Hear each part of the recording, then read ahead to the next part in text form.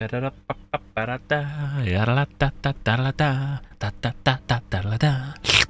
I've played over 500 hours of Throne of Liberty, and in this video I'm going to give you a review on my thoughts after sinking that many hours into the game. If you're new to the channel, welcome. My name's Danny. I live and stream out of this off-road VW camper van with my family.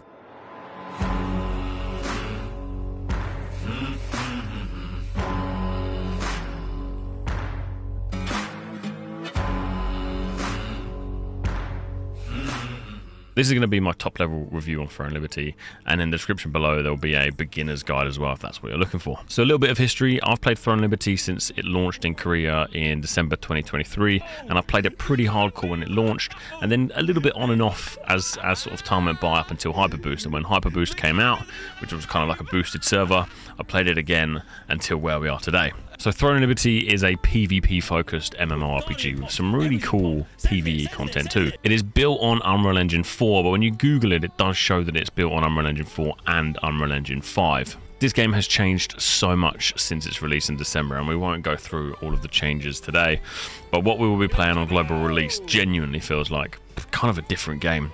I'm pretty impressed with the developers so far, but what I want to say is please take this in consideration if you're watching this 5 months down the line. Some of this information might be outdated already. So before we get into the meat of the video, I thought I'd give you a quick TLDR on my thoughts, just in case you don't want to sit through the whole video. Now, in short, the game is genuinely brilliant. There is some really fun content both on PvE and PvP, but you must remember that the focus of this game is primarily PvP. There is an element of pay to win, and there is a punishing, pretty complex gearing system, especially for new players.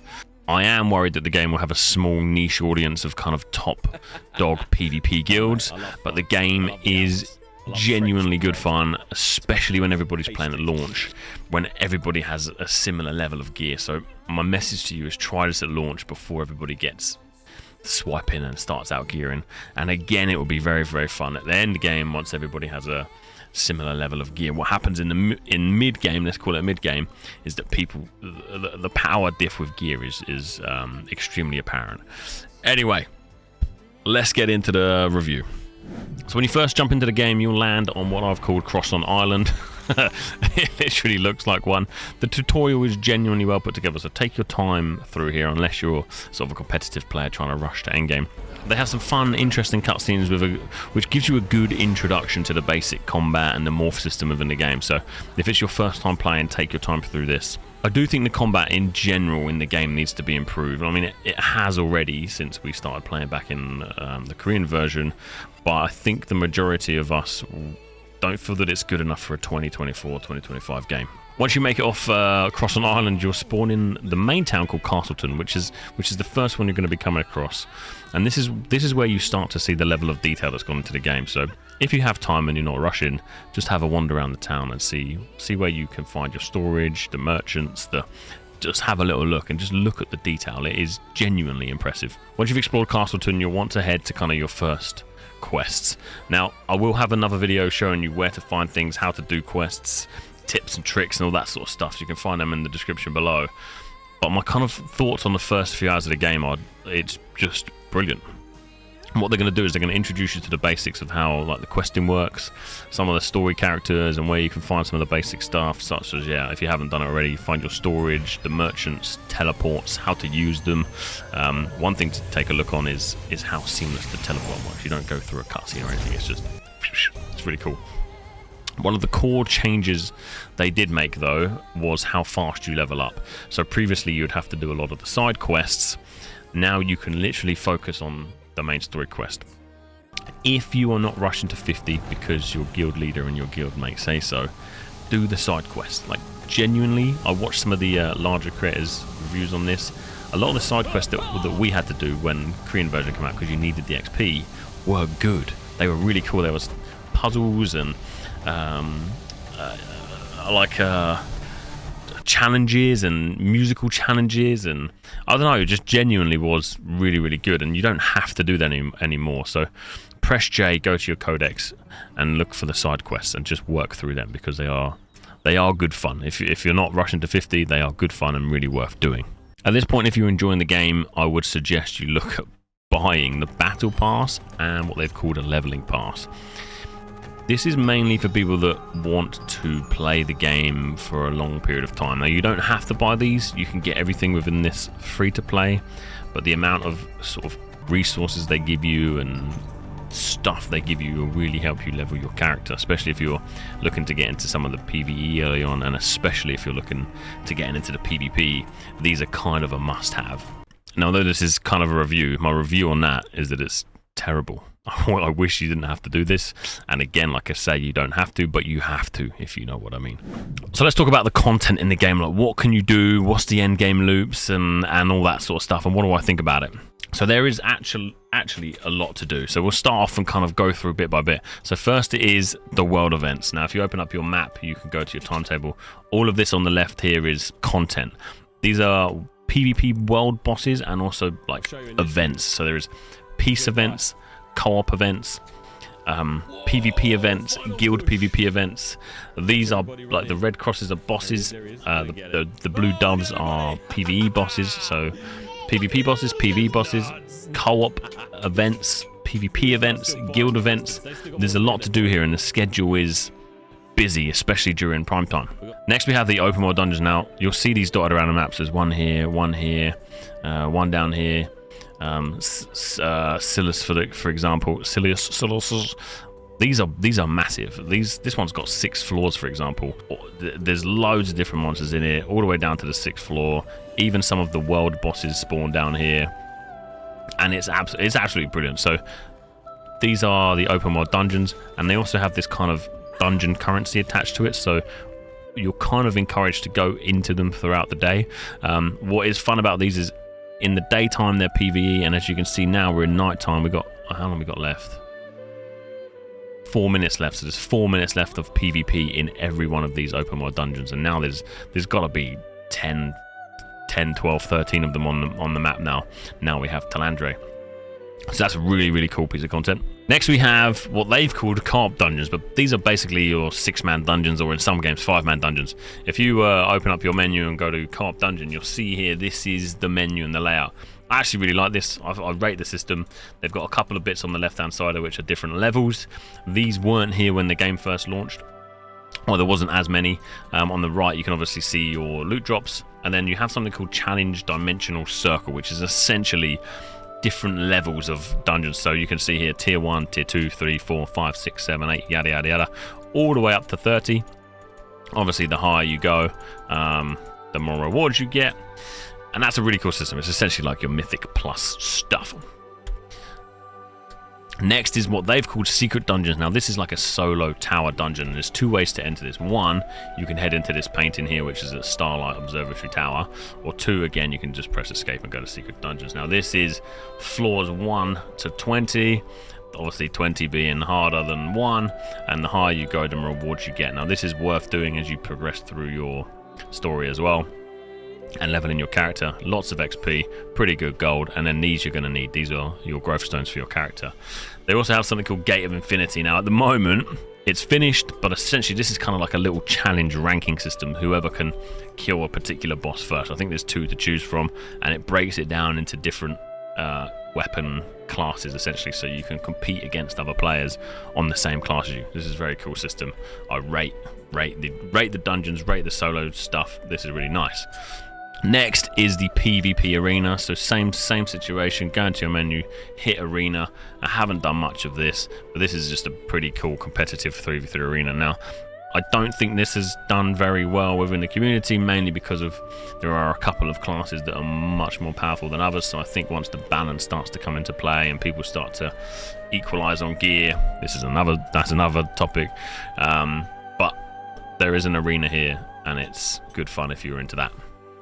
Next up is GVG. Now this is a huge part of the game. Now your guild is very, very important to you playing the game. So in here you have something called occupation. Now what we can do is select to attack boonstones, and the next one here is riftstones. Then you can declare war. So we can declare war on this guild, or we can choose to try and occupy one that hasn't got anyone on there yet. And this system essentially leads to the map. All of these flags on the map are boonstones and riftstones, and that's where clans or guilds can have GVG 70 versus 70 fights, and these are just brilliant. What happens on top of this is if you own, for example, Kawazan Riftstone or Talus Riftstone, you can then have a piece of content which is called inter-server GVG. Now, obviously we don't own anything at the moment. We've kind of chilled out, but what you'll see on your I won't be able to see it. What you'll see on your daily events is you'll be able to go and fight a guild from another server with a chance to win some Lucent and some Solent for your guild. And it's brilliant. Really rate this system. Done a very good job of it.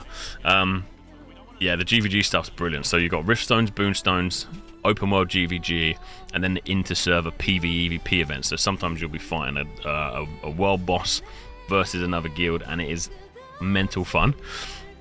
Next on the big, I mean, this is an event for everybody, but realistically you want to be part of a guild, is the castle siege and the tax delivery events. Now this whole castle here is a place for you to go and fight. It is nuts, and a lot of you guys would have seen what we did on Korea at the first time. We kind of teamed up with Canon and we had some really epic fights. There was 2,500 people fighting within this castle.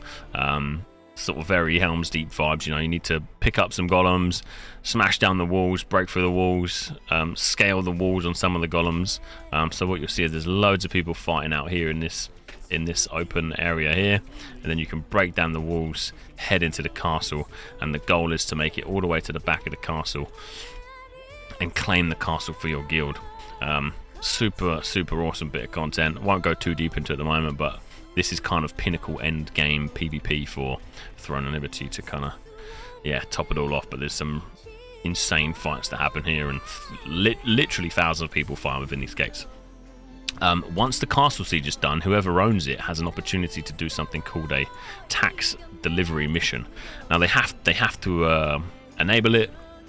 What essentially happens is some of the gold and Lucent that players spend on the auction house and whatever end up in this box in Vienta village in here. So there's loads of money in here. This is a tax collector guy, and if you look on the map you can see there's 15,000 Lucent in here, and 5 billion. There's a lot of Solent in there. There's a lot of gold in there. What the castle owners have to do is take this box, you transform into a golem, the golem puts it on his back, and he takes it from here, and he has to travel all the way to the castle. And while he travels here, all the other players on the server can try and fight it, and the more damage you do to that golem, the more money you get for your guild. It's just brilliant. It was completely abused in the Korean servers. There was like a 10 guild alliance, and they just killed himself. So hopefully that doesn't happen on global. But the siege and the tax delivery is just absolutely insane. Coming from someone who enjoyed World v1 and Guild Wars, large-scale PvP, this takes large-scale PvP to another level. I know you guys who have played Lineage 2 will be like, yeah, we've played it before, but this is absolutely brilliant. It's absolutely brilliant. Once you get your head around the combat system and kind of how clunky it is, it's just nuts. Like, it's absolutely brilliant. So I really rate this system. This also is quite important for guilds. If you're planning to be a competitive guild, if you can win the castle siege, you get a lot of money. You don't get all of this, but you get a big portion of it. You can see that there is 21 billion gold, and there is 177,000 Lucent. Now, when the game comes out, or if you're watching this as the games come out, you'll know how much Lucent will cost, and that is a hell of a lot of Lucent. Now, this is kind of where I'm not so sure on the game, right? So Lucent can be spent in what's called the auction house. The auction house is a real money trading auction house. So I can go and buy this currency with my wallet, and then I can use it to buy whatever I want to upgrade my character. So weapons, armor, accessories, and then you can also buy lithograph books, which we'll get onto in a second, materials, food, festival food. Materials is massive because it helps you upgrade your character. So it's a bit of a sore subject. I don't hate it, but I also hate it. I just wish it didn't exist in the game. It would be so much better, and it'll be so much more appealing to a lot of people. But if they're going to do some sort of pay to win, it's not too bad, because all of this money goes to the people that are selling it. It doesn't go out of the game. A small portion does, but the vast majority of this will go to funding other players. So if you're a completely free-to-play player and you get some rare drops, you can really earn some currency that people are, you can earn some real money currency by selling stuff that you've earned in game. So it's an interesting system, but the bottom line is, if I want to come in and buy myself a great new weapon for 10,000 Lucent, because it's going to be great for my character, I can do so, and I can do that with my wallet. Slippery slope, that one. So just quickly there, you saw that we had something called a lithograph system. Now this is also a little bit of a touchy subject, because essentially what you can do is you can collect items throughout the game. So you can see here we've got 4 items here, and I can then add them, and what's going to happen is I'm going to get rewarded for it. So I've now got these rewards. So I've got leather armor, and I've also got some rare Stalin ore, which will be used to upgrade my armor growth stones, aka making my character stronger. What I can do is, for example, let's take a look here. Let's see if we can do this. So if you click this, go to auction house, and if it's available for purchase, you can quick purchase this. So again, leaning into the kind of pay to win scenario here. Let's see if there's any available. I did check this earlier. Here we go. So for example, I could come through and buy all of these rings here from the auction house with real world money and get myself some trait extraction and trait conversion stones. Now as you play the game, you'll realize how important trait conversion, trait extraction stones are.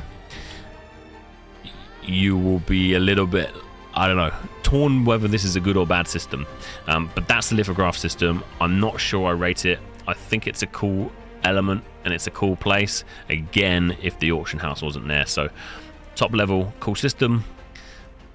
Quite negative when you can just buy your way through it, which, I probably will do.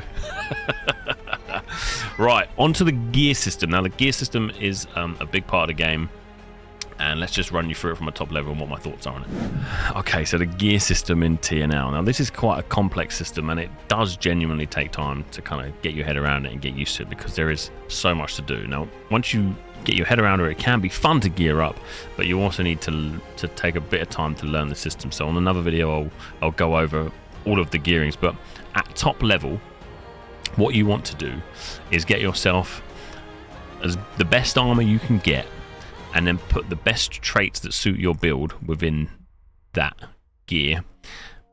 So for example, what we have here is, let's find some traded gear. So if I open my inventory, you can see here we've got melee defense, range defense, and that's a bit of a bait. You don't particularly want to look at that too much. You want to be looking at the traits here. So melee evasion, ranged endurance, melee endurance. I was kind of playing around with the endurance on hyper boost. This is where it gets kind of complex, and again kind of leading into the auction house. To trait your gear, you need to open up the trait menu, the equipment enchanting, head to the piece of gear you want. Let's do one that isn't full yet. So for example, my sword. You need to then get an identical piece of gear with the trait that you want, and then you can open up another trait slot. So you've got 3 trait slots in total with 4 levels of upgrade. Now they have recently introduced another way to unlock traits, and this is with something called trait unlock stones, which you get a lot of them from your lithograph book that we just spoke about. So for example, I could use my trait unlock stone here to level up heavy attack chance on my sword. What you want to do, once you get all of your traits on your gear that you think are suited for you, and this is where the gearing process is quite punishing because you don't want to get that wrong, you then have something called the resonance effect, which you need the resonance stones for. So this is where the gearing can be kind of not complicated, but it takes quite a bit of time to get used to. So you need your gear, you need the right gear to start off with, then you need the right traits, and then you're going to need the resonance effect with your trait resonance stone. All of this is very important when you're looking into the PvP and also looking into doing PvE. Some people have 2 sets of gear, but yeah, every piece of your gear that you're equipping, you want to have full traits on, and then the resonance stones, which then leads into the rune system. So you have this rune system here. You get runes from doing the challenge dungeons, if you remember them earlier, and through other ways. But essentially you've got this rune system, and then you have a rune synergy list. So it's important that you have a good rune synergy, which you kind of RNG your way through this. And then apply the correct runes that you want. What I will say is that's kind of very, very top level. And just quickly, lastly, on the gear situation, there is something called kind of transferring your kind of experience and resources you've put into one piece of gear onto the next. So, for example, here I have a green piece of gear. I can level up that green piece of gear as much as I can, use my quality armor growth stones. A maxed out green could be stronger than a non-leveled blue. Same from blue to epic. So before you move from green to blue, max out your green first, and then transfer that over to a blue.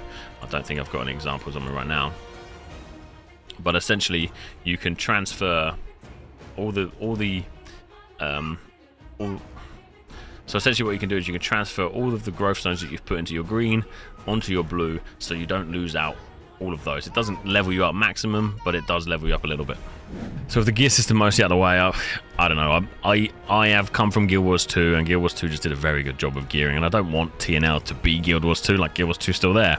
But what I want is the gearing to be fun and intuitive for people, and at the moment I don't think it is. It's quite complex, and it's very punishing for new players, and for an MMO to be successful, right, you need a good influx of new players consistently. So I hope they start to look into this and make it you need vertical progression, but for me, I'm a vertical to a certain level and then enjoy that horizontal progression, and I think TNL does a lot more vertical than horizontal at the moment. Okay, so there are some other systems in the game that I want to show you, which are kind of cool. Look at their mount system, which they've called Morphs. There is something important about this as well. What you want to do is collect as many of these as you can. And as you can see along here, there is effects. The more you have, the more effects you get. So collect as many of these as you can. And they're really cool. I actually was I wasn't sure at first, but I actually like this system.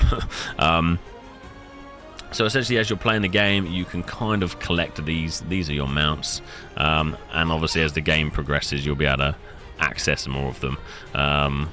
This is your ground mount, so you morph into this, and you run instead of getting on the horse. You become the horse, or you become the bunny, whatever suits you. Next, you have the glide morphs. Now, these you can't fly in, but you glide. So you start off as a bald eagle, then you can become a deer, a green deer, and then you can become a firebird. And essentially, same again. The more of these you collect, the more of a kind of boost you get to your current morph.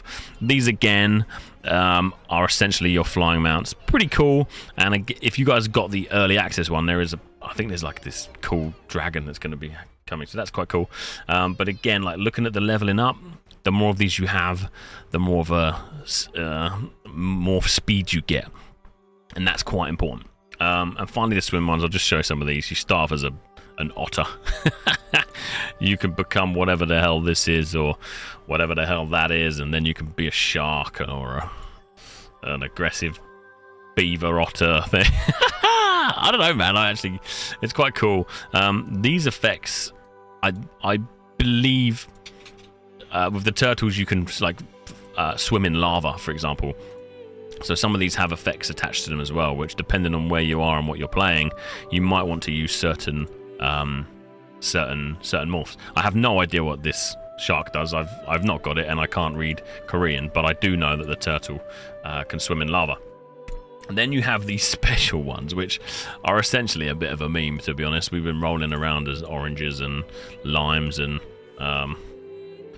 this guy.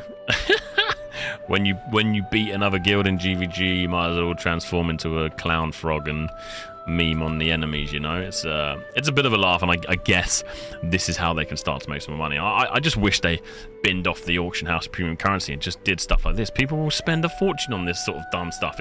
It's brilliant. It's what it's about. So there's the morph system. There's the Amitoi system. Now the Amitoi system, I was kind of weirded out at first. I was like, man, I'm not into anime, yada yada yada. It's not my vibe. But these are more like teddies than like an anime character, you know. They're like stitched. It's something that us in the West would recognize more than a cute little anime Pokemon or something. I actually love Pokemon, but you know what I mean.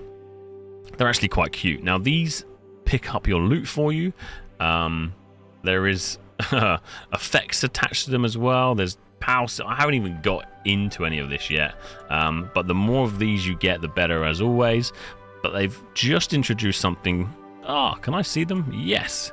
Called the Amitoi Expedition. Now you can teleport from wherever you're on the map into what is your Amitoi house, your pet house, and you can send these little dudes on some expeditions to get you stuff. Now I was a bit nervous that they would try and monetize this, but so far they haven't. So these guys have been out on an 8-hour expedition, and they've brought me back fruit, gold, and some abyssal contract tokens. So you will want to be leveling these up, so you can stick 5 of them out at the moment. Jack's kind of trying to go to sleep. I'm on level 13 at the moment. I can send these guys out on a 1, 2, 4, or 8-hour expedition. I don't hate this system. I'm nervous that they're going to try and monetize it, but that's quite a cool little addition as well. There's just stuff that they've added, and it's like there's lots to do. What I wanted to show you as well is let's move on to kind of cosmetics and leaderboards. So first we'll start off with the cosmetics. If you go into your menu, you've got something called a mirror boutique. You can take selfies. You can change costumes, change appearance, change your weapon appearance, do your emotes. But I tell you, the detail on these skins blows my mind. I don't know, like the detail on the leather, the detail on the character's skin alone. You can take off the accessories. You can. Oh, God, not that one. Come on, don't let me down now. There you go. You can show the accessories. You can take off the accessories. You got the headpieces. You got hats. You got Father Christmas. What's quite interesting about these is that you can level them up, right? So let's say I'm going to be Father Christmas. You can become like an armored Father Christmas, right? And then you can go from Father Christmas to being, I don't know, a bit of a badass. Like it takes it from literally a Father Christmas suit, an armored Father Christmas, to what could be, you know, kind of a mean cape, like a Game of Thronesy type cape. It's smart. They got lots of skins, even down to going down the beach. It's bikinis and shit starting to come out, but there's some mega cool skins, and that goes to your weapons as well. So there's loads of different weapon skins that they're starting to bring out, and I just think the level of detail on these is they're just great. Like it's just, I just can't fault it. It's really good. So that's the Mirror Boutique, and I'm sure many of you guys will spend a lot of time in the Mirror Boutique. This next system I want to show you is the ranking system. This is a huge part of the game, especially when it comes to PvP. You guys who played the Korean version will remember the time that enemy guild got stuck in the sewers. So if it rains, parts of the map fill with water and you can't access other places. So activity rankings, obviously it's just like a leaderboard of who's doing the most stuff, but you then get a special skill attached to it. Same with kill rankings. These are the guys with the most kills. They've got a skill that turns it from day to night time. So let's say you're in the open world PvE dungeon, and this guy decides to turn it into nighttime. It then becomes a PvP dungeon, and he has control of it because he has the most kills on the game. Same with the guilds. Oh, good lord, we've ranked badly. I think there's a bug. I think that should say number 2 or something. Yeah, so the top guild gets a wind skill. I don't think growth gets anything, but yeah, activity, kill, and guild all get different abilities. So that's really exciting. Now the guild ranking system is important if you want to be a competitive guild, mainly because your ranking determines your influence on doing the GVGs. So the higher you rank, the better of a chance you get to pick when you're doing your guild occupations. So if we want to declare war against, I don't know, the anarchists here if we were ranked higher than these whales, we would have the first pick for this particular boonstone. So your guild ranking is important as well, and that then comes down to individual player ranking. So this whole system I really rate as well. I think it's very good. It brings the guild together and you start fighting as one single guild. Right, on to life skills, something they've added recently. Now I know many of you will be happy about this. They have introduced cooking and fishing into the game. This is something they've added recently with one of the latest larger updates. But you can see down here you can pull out a fishing... Wait, get my fishing rod out. You can pull out a fishing rod, you can bait it up, and you can go fishing. Now, although this is kind of funny, it is actually a very, very important part to the game. Again, if you're looking to do some sort of high-level content, fishing and cooking and all things foodie is going to become a part of your game time. So if we head over to the cooking oven, let's say that you spent a few hours fishing and you're now going to start cooking. Wait, are we actually in the oven? Yeah. What? This is the thing? You can. Okay, so I'm learning as we go. If we just, for example, scroll all the way down to the bottom, we can see here that we have shark crab. It looks like crap on the left, but shark crab soup. If you go out and get a shark, if you go out and get like a crab arm, and then you get this red water lily, this food, depending on the level, will give you critical hit up by 75, and you'll get crit damage boost by 5%. And if you look through some of these are quite new actually, they're not even translated yet. All hit, CC chance, all endurance. If we look earlier, we were talking about hit and evasion. You got PvP hit there, CCC resistances.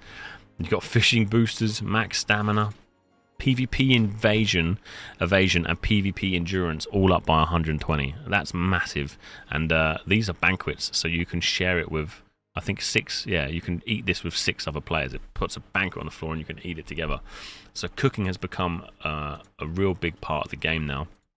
And obviously so has fishing, because you can cook a lot of fish dishes. So quite important while you're playing the game now. Just pick things up. Pick up all the food, pick up all the resources that you see, and just store them in the bank. So when you get down to the cooking and the fishing side of things, it's worth your time.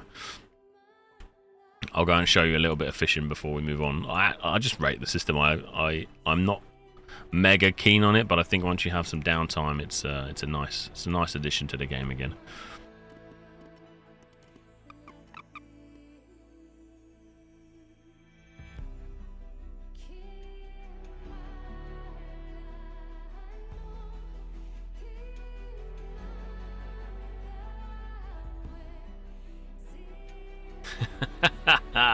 The smallest fish in the ocean. Alright, that was a little look at the fishing and the cooking. I think it's great actually.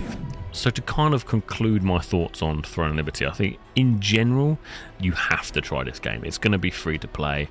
If you can play it on launch, you're going to have an absolute blast because there's not much of a gear difference, but in general this is an awesome game with blindingly good graphics, especially if you're playing on Epic. The performance is nuts, especially if you're checking out the large-scale PvP. Remember, we played in a 2,500 player siege battle. I've never experienced anything like that. With the performance that we had was phenomenal. I do think it would be nice if they just removed the premium currency from the auction house and focused on selling us cosmetics and made their money that way, rather than having that premium currency auction house. I would be inclined to say it would be nice if they were to make gearing more fun and also reduce that power gap. Like, if I'm in Epic gear that's half traded and you're in tier 2 that's fully traded, of course you're going to be geared better than me and you should have an advantage, but not to a point where if I'm a better player, you shouldn't be able to beat me. It should be a skill diff rather than a power diff. But of course there should be a power gap, just not at the gap that there is right now. I think it should be not geared too much towards, gear. It should be geared towards player skill. Yeah, so essentially reach that. I think the game needs to reach a ceiling in a sensible manner. So go vertical for a certain period of time and then go horizontal, but introduce a power gap to the hardcore players that want to really grind, so they can still have an advantage. But if if they're not skilled, then we should still be able to compete against them. Essentially allowing new players to, you know, access the game easier. My concern is that if we fast forward 6 months, you know, me as a new player, I either pay or I have to grind 6 months before I can even try any PvP content, you know, which I think is probably quite an off-put for a lot of people in 2024. And don't get me wrong, I'm not suggesting that we don't grind. I think we really need to grind. It's an mmorpg, it's why we love them. But then there needs to be a little bit more thought going into this, otherwise I really think the player base is going to drop off. But yeah, I love the game. I've had a good time. I'm looking forward to playing it on launch. I hope I see you guys there on launch too. If you've enjoyed the video, like and subscribe, and I will be streaming the game from our van, hopefully, on launch. And if you're watching this post-launch, I hope I see you in game. And yeah, enjoy Throne of Liberty.